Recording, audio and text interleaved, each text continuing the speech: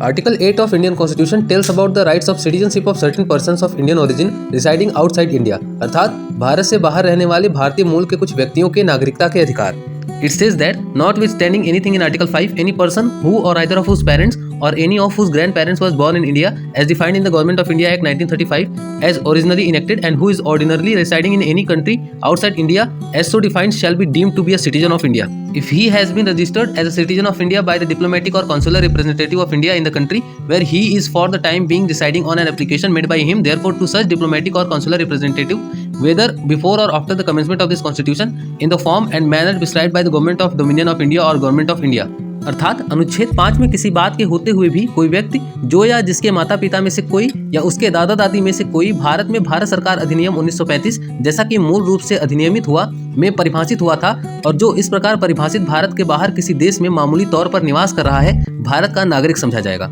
यदि उसे उस देश में भारत के राजनयिक या कौंसलीय प्रतिनिधि द्वारा भारत का नागरिक के रूप में रजिस्टर किया गया है जहाँ वह तत्समय निवास कर रहा है। उसके द्वारा ऐसे राजनयिक या कौंसलीय प्रतिनिधि को इस संविधान के प्रारंभ से पहले या बाद में भारत डोमिनियन की सरकार या भारत सरकार द्वारा विहित प्रारूप और रीति से आवेदन किए जाने पर। Please like the video and subscribe the channel for more updates.